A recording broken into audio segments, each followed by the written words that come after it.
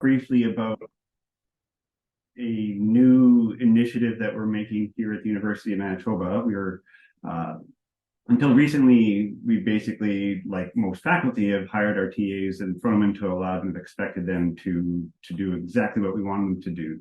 And this year, I developed a TA training workshop, and we delivered it to a very large group of new and some experienced TAs this August and September before the term started. So today I'm going to share a little bit about that and what we're finding so far in the study we're forming around that.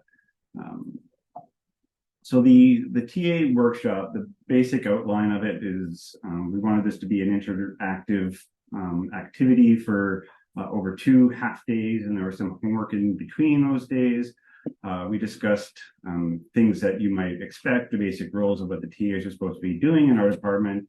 We wanted them to share right from the beginning their concerns that they had about teaching, and then reflect on what TAs they had, the good, the bad, and unfortunately the ugly, and try to maybe frame that into behavioral kind of goals of what they might want to do.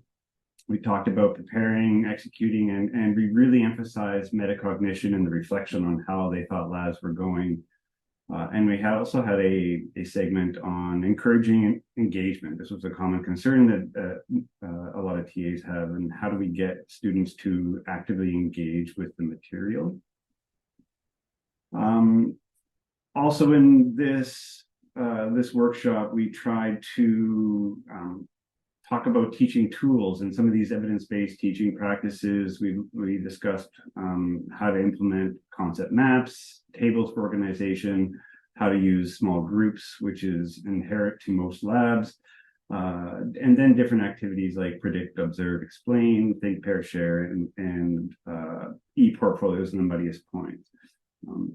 With this too, we also want to talk about how different students have different learning preferences, and that it's important to kind of challenge them to get out of those preferences and explore other modes of information, and maybe trying to change or try to encourage students to leave a fixed mindset to a growth mindset or strategy that we talked about. We also included a section on equity, diversity, and inclusivity. At the University of Manitoba, we have a very diverse community, and it's wonderful to teach. Over 20% of our students are from international pool, and while that diversity brings a lot of different ideas to the classroom, which is fantastic, it also can create some challenges. And we talked a little bit about the importance of recognizing unconscious bias. Right? We all have these, and to kind of highlight unconscious bias in the TAs, the attendees. We talked about, or did the tag game created by Fowler in 2006, where we give them stickers and ask them to arrange themselves in groups without talking or anything, and just based solely on the information that they had. And we did this a few times, and kind of use that to highlight what biases might be present in the room and such. We also spent a good portion of the workshop talking about classroom management, and I developed 6 case studies that were based on real events in my past, and we separated them into each group, talked about one, and kind of figured out what the problem was. They talked about the ways that they might handle it, and then they presented that to the group as a whole, and there was a discussion around each of those case studies from the attendees.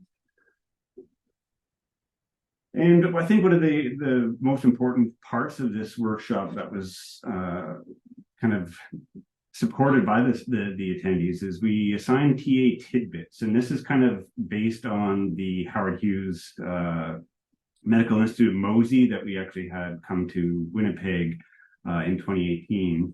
And we assigned TAs a a topic that they had to come up with a 6-minute presentation, and they were encouraged to use as active approaches they're comfortable with, and include some of those things that we talked about earlier in the day.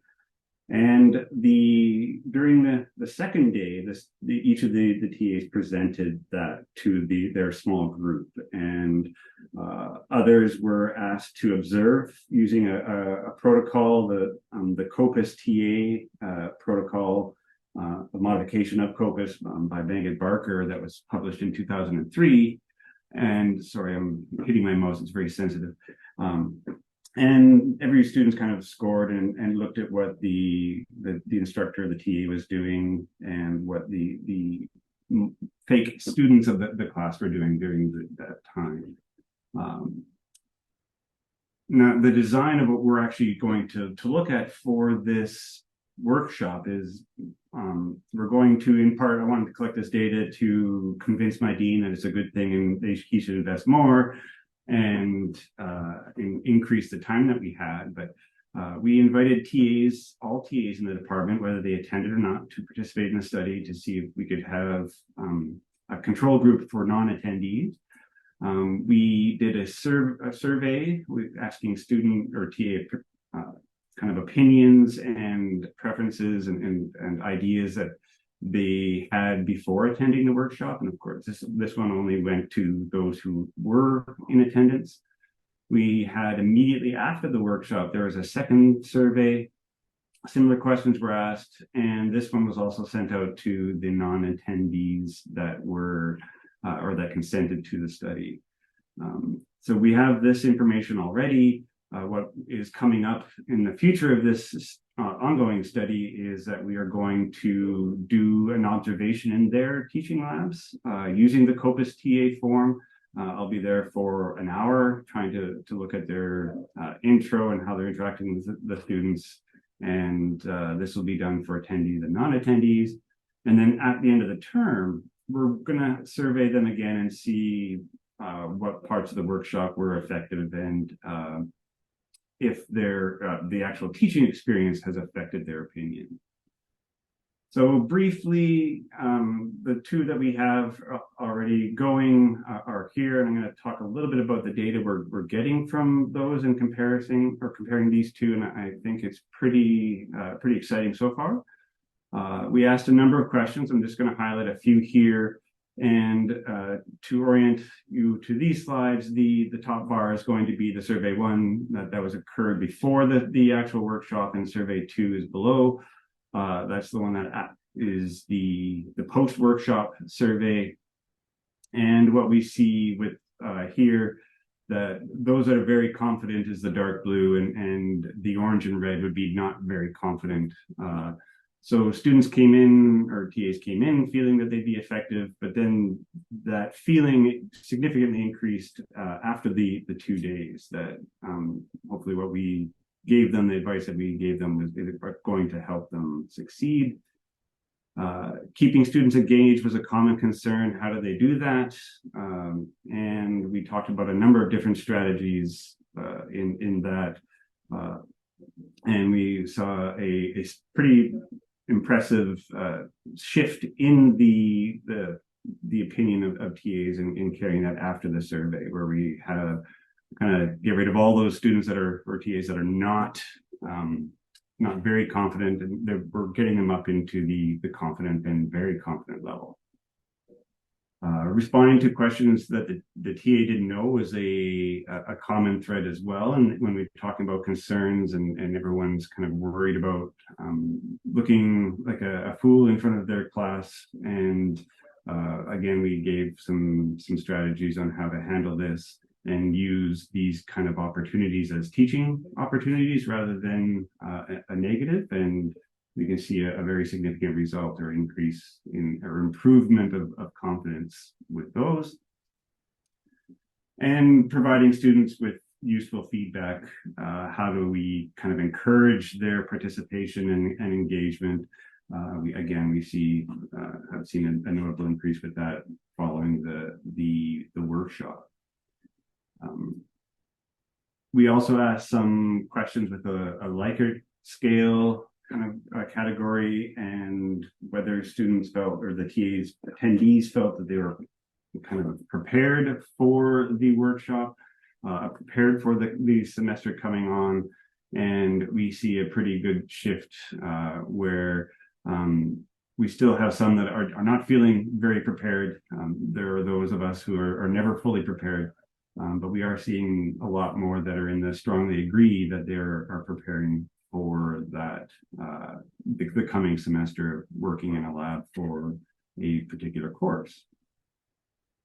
And then one, I think that is probably the most important of the whole project so far, is that we really want to increase active teaching strategies, evidence-based teaching in our classrooms. We also want to do that in our labs. So I think training our TAs is very important here, and trying to get them comfortable with using these active strategies.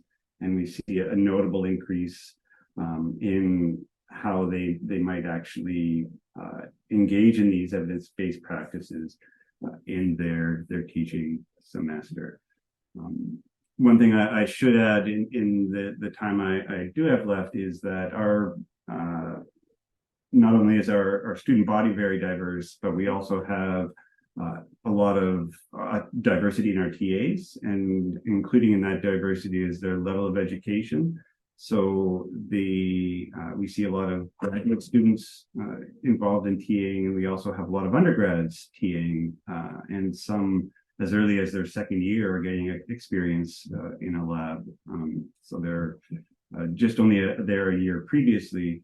And kind of touching on to a comment that Erin had made in the keynote is motivation for participating. I found interesting that we asked them to rank reasons why they are attending the workshop, and the grad students ranked income and salary quite high, even though unfortunately our TAs are paid quite poorly. And then the undergrads, they rated the experience as their most important reason for doing it.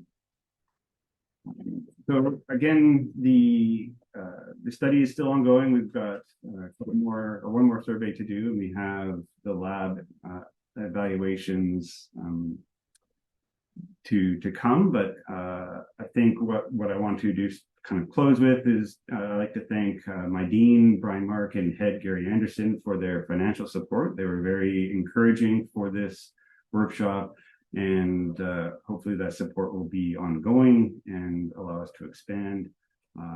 Christy Lester is a fellow instructor who helped Cassandra and I actually run the workshop for the 2 days, and we also had a number of veteran TAs come and share experiences as well with the groups. So with that, I'd be happy to take any questions that you might have.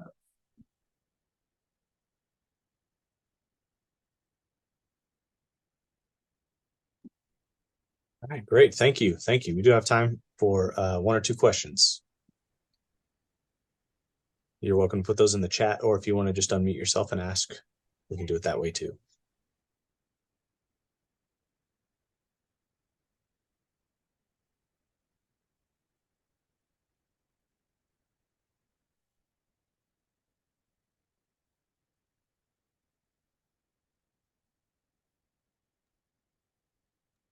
Hey, Kevin, it's Beth Schuessler. I really like the idea of the TAs doing the tidbits. How did they react to that? What was the response to doing a tidbit? I know I enjoyed doing it as a faculty member. I just kind of am curious about what TAs thought about it. Yeah, I think they like the idea, and they kind of expressed that, I mean, while a little bit artificial because you're talking to other TAs, the experience of preparing something new and on their own, and the topics we gave them were fairly broad and overlapping, so that we gave them in one room just mitosis, but they could talk about anything with mitosis, and we all know there's a lot to cover, so they had the freedom to pick what they liked or what aspect of it.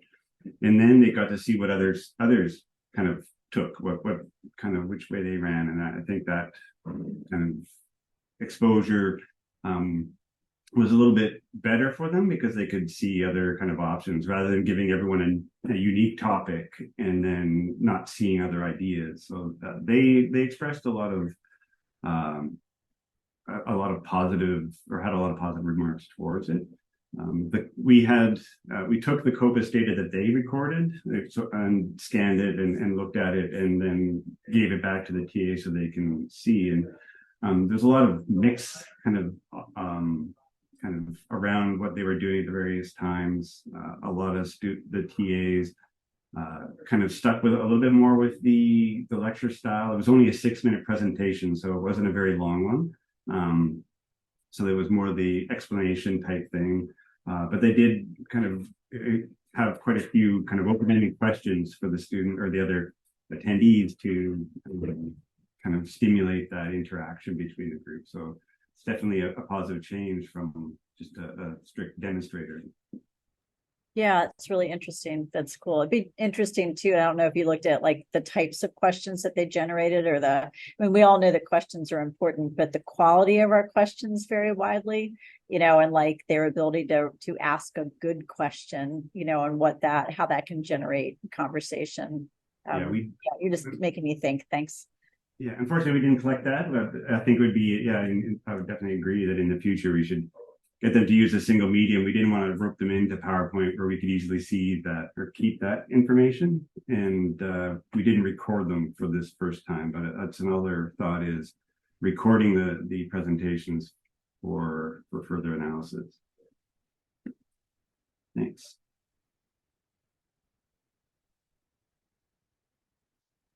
Awesome. There's a question in the chat I'm going to go ahead and read, but while we're doing that, if Graham or Swetha, if you wouldn't mind just sharing your screen, we'll make sure that you guys are squared away while we're doing this. But the 2 questions in the chat: what portions of the cohort were first-time TAs, and do you think their experience with teaching impacted their confidence with being comfortable in front of the class? Okay, good question. I would. We had 44 TAs attend, which was actually a lot more than I was expecting for the first iteration. So I was pleased with that.